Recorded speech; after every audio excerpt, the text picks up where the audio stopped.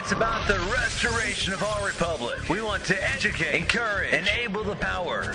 We stand for integrity, honesty, self-reliance, self-defense, and most importantly, no compromise on our foundational principles. This is America's Voice Now. Find America's Voice Now on Facebook and at americasvoicenow.org. Here's Michael Evans.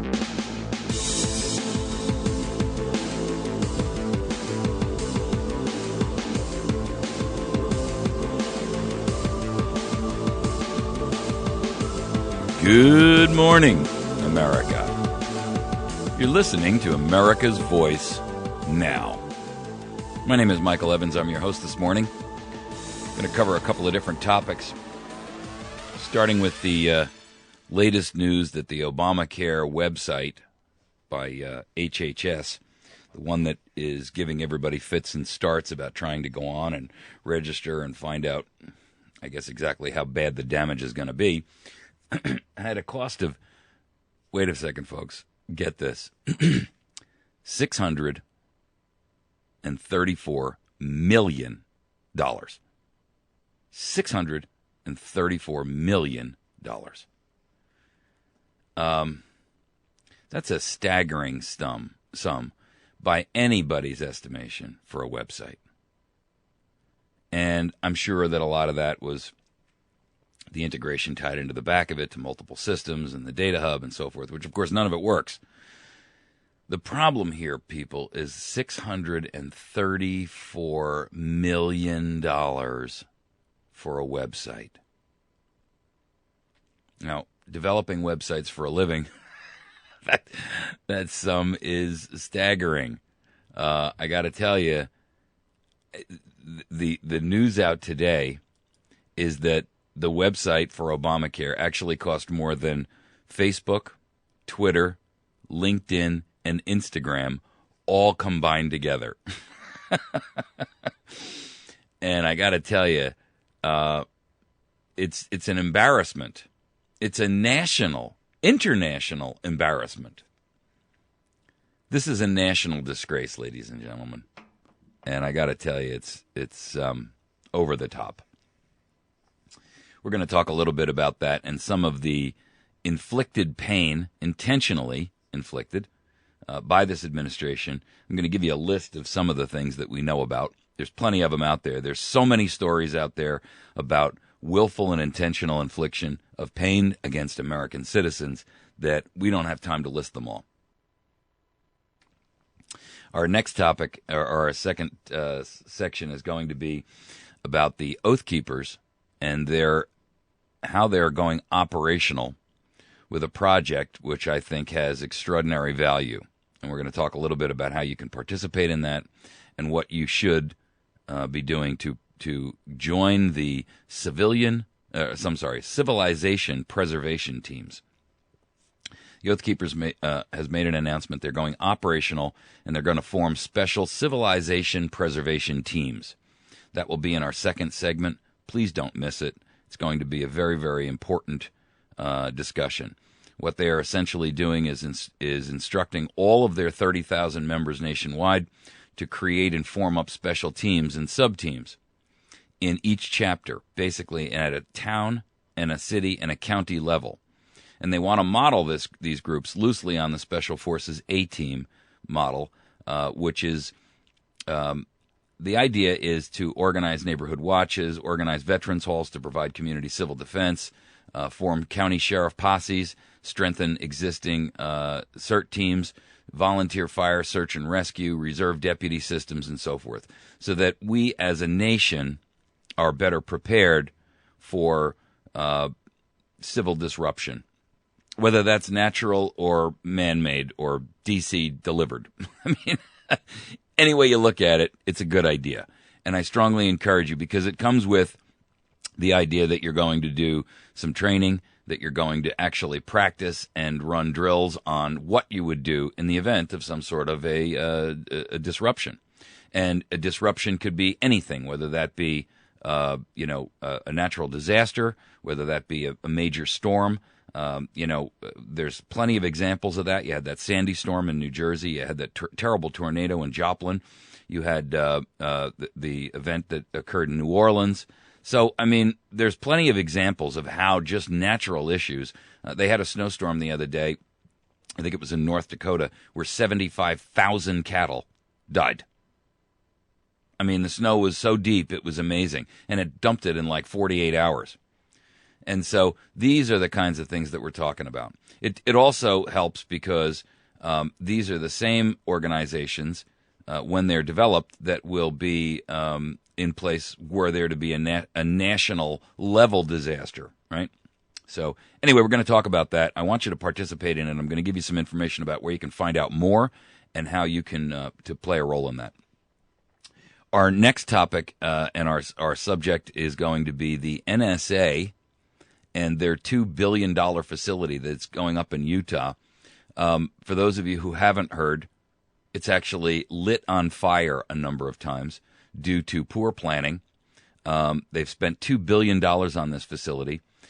It's going to stun you when you hear the amount of money that it costs to run this place on a daily basis. It uses, and this is no lie, folks, 64, hear these numbers out because this is stunning, 64 megawatts of electricity to run. That's a monthly energy bill of about $1 million. And even with that, they're not able to run all their computers and servers and keep them cool. And it's literally triggering meltdowns and fires. I mean, flames fires, not these are literal fires. And so we're going to talk a little bit about that and understand a little bit more about what's going on with that issue. I mean, in my opinion, the only good thing that's coming out of this, and I got to wonder, apparently the NSA data center was built by the same people who built the Obamacare website.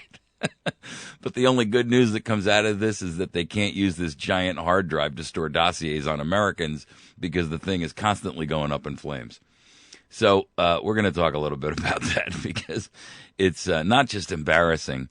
It's in some ways gratifying. I mean, I'd almost volunteer the nation to kick off another $2 billion if we could just eradicate the thing, right? Plow it underground. Our next topic is going to be this issue going on about immigration, and I also want to touch on, before we wrap for the day, today is your last day to go out and do some shopping.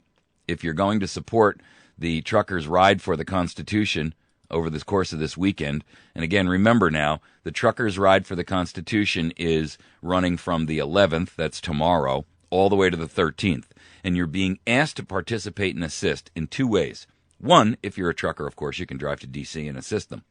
Two, we're asking folks to put the Twitter hashtag of the pound sign, and then follow that by T like Tom, 2, the number 2, S like Sierra, D like Delta, A like Alpha.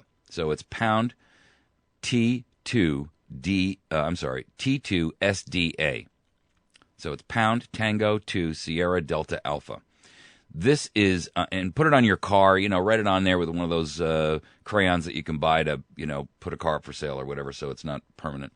And put it out on the front of your house. We are also asking that you fly your flags upside down going forward from now on.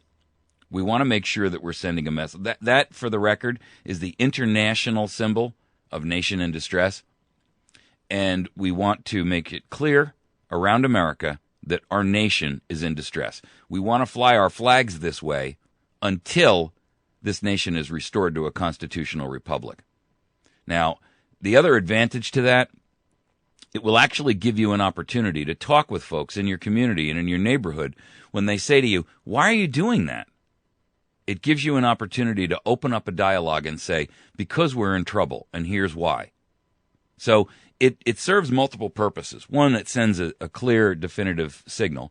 But the other thing that it does is it gives you the opportunity to break the ice, to open the door for a discussion. You're going to get some people that may actually be mad at you. I challenge you to utilize your critical thinking skills, not react emotionally, but to take that opportunity to explain to those people why you're doing it. It is an international symbol. It's an internationally accepted method of expressing the fact that your nation is in distress. If you're not familiar with it, do yourself a favor, go look it up, take a few minutes and do some homework on it so that you've got arguments ready, okay? But the point is this. Start flying your flags upside down.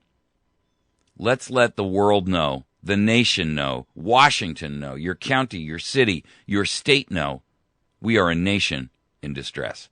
And we are, ladies and gentlemen. Okay, so let's get into our first topic, Obamacare and the $634 million price tag for Obamacare. Now, I got to tell you, this is beyond embarrassing.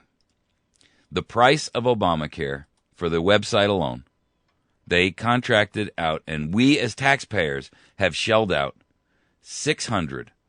wait till you hear this number, $634,320,919 to build an Obamacare website that, frankly, does nothing but provide errors.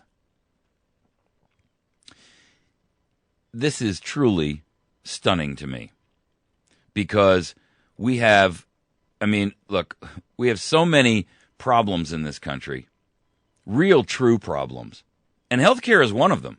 I mean, I'm all for the reform of the healthcare system, folks. But doing it, as you've heard me say many, many times before, in the quote-unquote omnibus format, comprehensive. Anytime you hear comprehensive, it's a replacement for the word omnibus. Back in the 70s and the 80s and in the 90s, they used to use the term omnibus, which meant that basically they took stacks and stacks and stacks of multiple bills that had nothing to do with each other, and they'd throw them all together in what was called an omnibus bill. No one read them. No one knew what they were voting on.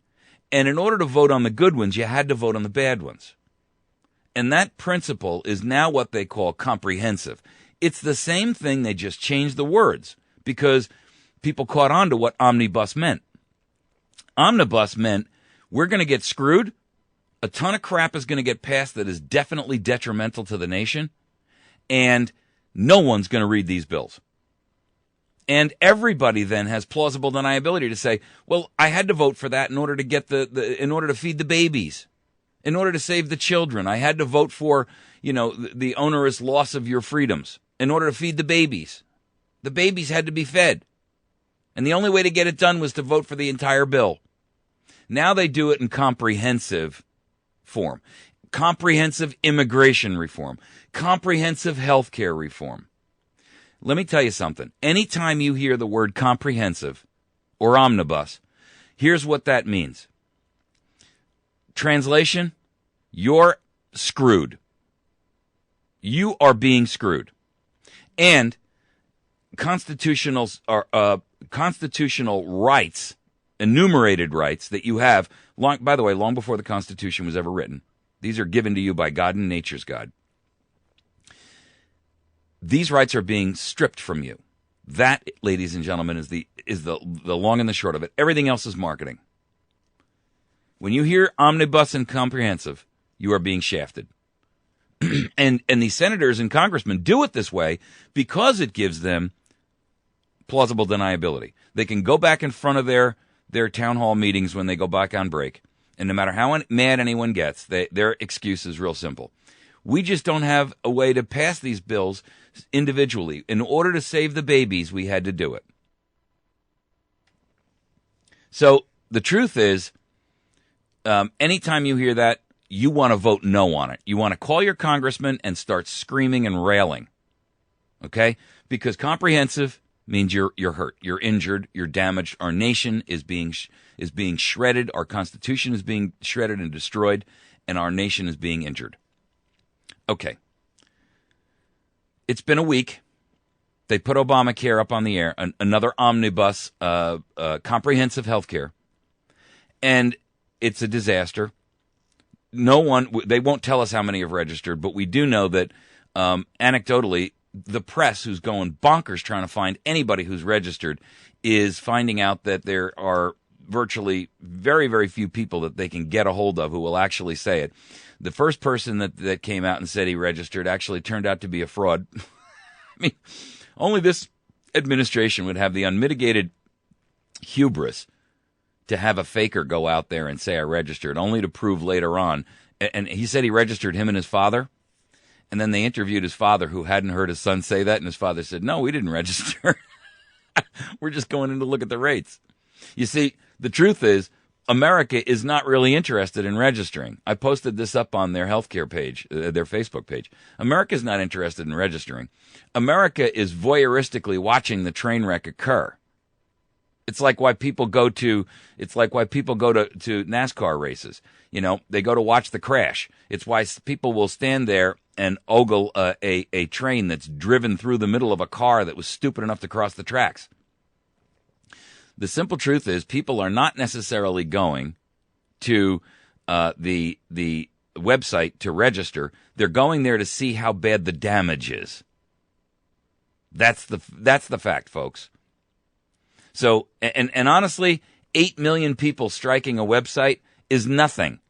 I don't know if you're familiar with it or not, but the Drudge Report, which I utilize very frequently, and you should live with that. You should live on that system. The Drudge Report is an aggregator of tons and tons of stories from all over the web. And the Drudge Report, they had, in the past 24 hours, they had 34,648,027 visitors just in the past 24 hours. In the past year, they had 11,582,010,124 visits just in the past year. Folks, that is the equivalent of every human being on Earth striking the Drudge Report 1.5 times. I mean, and Obama can't keep it going with the Obamacare program. Now, look, the truth is this. This site has cost more than Facebook, Twitter, LinkedIn, and Instagram combined. And it doesn't work.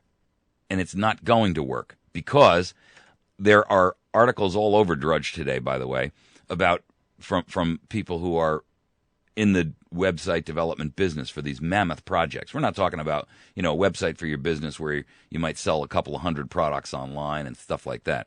Because this is a much more complicated website. I'm not denigrating the complexity of a system like this. I'm saying it's unnecessary. I'm saying that it was done poorly. I'm not denigrating how complex it is. It's very difficult. Everything's got to be approved. But here's the problem. The way they did this, by forcing you to register and sign up before you even know what you're going to pay, is absurd. I'm going to draw this analogy. If every time you walked into a car dealer, you had to, and you wanted to go look at new cars to buy, or you wanted to go look at a house to purchase, if you had to sign on the dotted line that you agree to buy at some point, irrespective of what the price is going to be, you wouldn't go. And that's the same thing here. You're being forced by going to healthcare.gov to register and commit to buy before you even know what the rates are. And then once you're in, you can't get out. I mean, the problem is that, and by the way, I don't care what anyone else tells you, this is a tracking system because your IP address is used to track and verify who you are. So anyone who tells you otherwise is a liar. Once you finally make it into the healthcare.gov website, it's not really clear if you can even get out because you can't delete the account that you've created, you see. It's a registration system for people. That's the point, folks. I've been trying to say this all along. This is about data collection. It has nothing to do. They couldn't give a rat's rear end if you die of pneumonia. This is not about healthcare. It's about registering and getting a database of who exactly is in the country on a national level. Your state knows who you are because you have a driver's license and so forth and so on. But they're tying this database of national people to the IRS, DHS, NSA, and all of these organizations and agencies are all getting access to your information. So they're building these massive dossiers. which they would be storing in the NSA data center if it was not literally on fire twice a week. All right. Before we wrap, I'm going to run over a brief list of the pain that has been inflicted by the Obama administration and the Democrats and the Republicans too, by the way.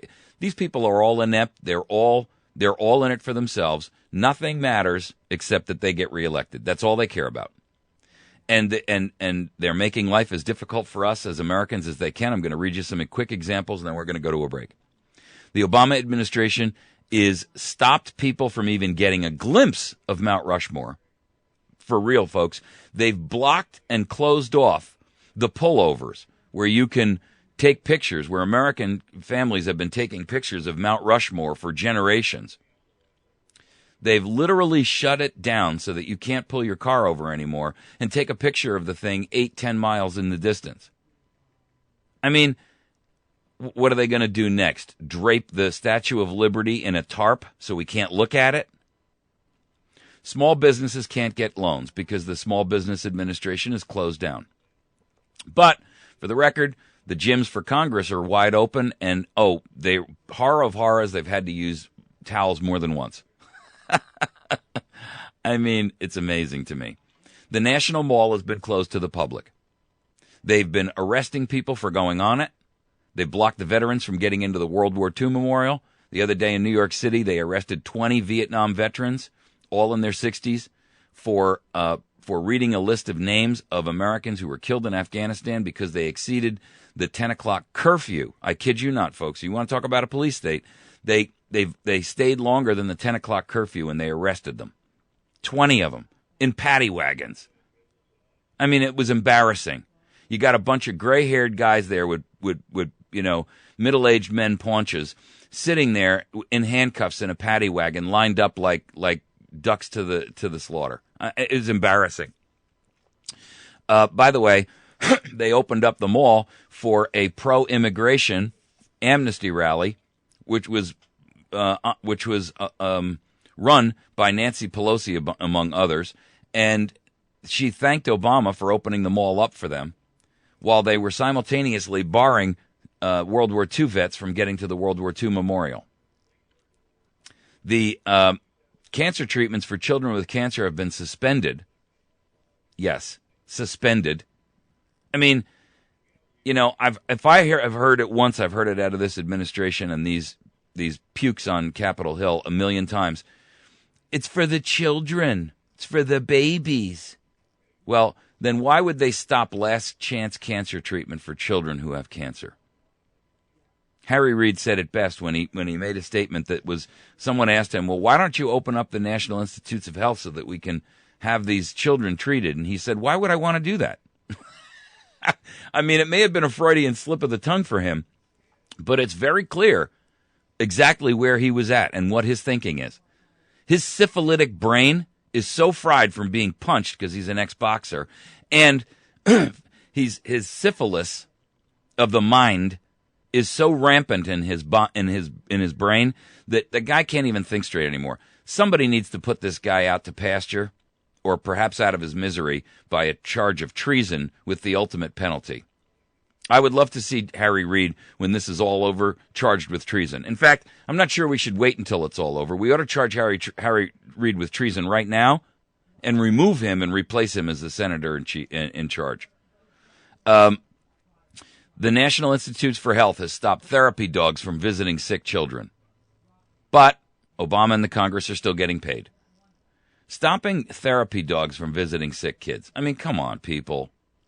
The USDA, the FDA, the FCC, all of those websites have been shut down, but they kept Michelle Obama's Let's Move website on the air. Yup, you got to imagine, huh? A runner has been fined $100 for jogging through Valley Forge National Historical Park, but the military golf course that Obama uses is open every day. All the military golf courses are open, by the way. They are ticketing people for going inside the Grand Canyon, and they require them to appear in federal court. The box is checked on the ticket that says appearance required to go to federal court. So what that means is You've been on vacation. You live in Virginia. You're visiting in Arizona, the Grand Canyon, for a long-planned family vacation. You get a ticket, and now you've got to go from Virginia back to Arizona to appear in front of a federal court just to make the pain even more critical. The federal government forced an elderly couple out of their Lake Mead vacation home. In South Carolina, the Obama administration is using Park Service rangers to keep people away from a privately owned hotel because it's on federal land. Tennessee, the feds have shut down the Foothills Parkway. In Virginia, they closed down the Blue Ridge Parkway and Skyline Drive. They are blocking and closing off the roads that allow people to visit the graves of their dead relatives in cemeteries that are on federal property. They've removed the well pumps along 184 miles of bike and hiking trails that runs from D.C. to Pittsburgh so that anybody who tries to use the trail can't get drinking water. Now, this one kills me because they've got spigots and fountains in the desert for illegal aliens, but they are blocking water. They took the handles off the spigots so nobody can turn a spigot on a hiking trail. That's just a damn shame. They closed 1,100 square miles of ocean, 1,100 square miles of open ocean. And the other day there was an article out, which I've posted up on our Facebook and our website for you to find, the Gestapo tactics that were used against a tour group. This was an elderly woman who was on a bus trip visiting national parks. They were inside of, I think it was either Yosemite or Yellowstone, and they were in the hotel when the shutdown occurred. So they were held in the hotel for 2 days, literally not allowed to leave the hotel the hotel building. They weren't even allowed outside. And the armed guards blocked the doors. Now, there were foreign visitors there from Japan, Australia, and China, and some other place. And some of these people didn't speak English, and they were actually under the impression they were under arrest. Then they made them pack up in a bus for a 2.5-hour ride to get out of the park. They kicked them out, and they wouldn't allow them for a 2.5-hour ride to stop at bathrooms, even though there were private bathrooms that were open along the route. These were seniors now, and so they wouldn't let them use the bathrooms. Barricading and the military veterans away from open air memorials. Look, folks, the truth of the matter is, and we got a break because it's a hard break. The truth of the matter is, what we are seeing here is an example of the most heinous violation of everything that our nation stands for. And the Obama administration is directly responsible for it. It's inexcusable, and Americans should be rising up. You can do that this weekend by participating in the truckers' ride or ride for the Constitution. Do not shop from tomorrow morning on. In other words, go to the store today, make sure you got milk and sugar and powder and water and whatever else you need in the house, food in the house. Make sure your cars have gasoline. And then Friday, Saturday, and Sunday, do not spend any money. Don't go anywhere. Just stay home. Spend no money. Stay off the roads, and let's shut the nation down. All right? We're going to take a break because it's a hard break. Can't help it. We'll be back in a few minutes. You're listening to America's Voice Now. If you're watching us live on our streaming website, after this break, all you got to do is wait a minute or two and then click the play button. It'll be right back on. You can find us by going to americasvoicenow.org. Facebook.com/America's Voice Now, and YouTube.com/America's Voice Now. When we come back, we're going to talk about the Oath Keepers operational program that you got to hear about. You're listening to America's Voice Now. You can send me email to mike@americasvoicenow.org. I want to hear from you with follow-up to these programs, ideas for other programs that you'd like to see, your general consensus or thoughts about the program, anything you'd like to talk to us about. Mike@americasvoicenow.org. We'll see you in a few minutes. We'll be right back.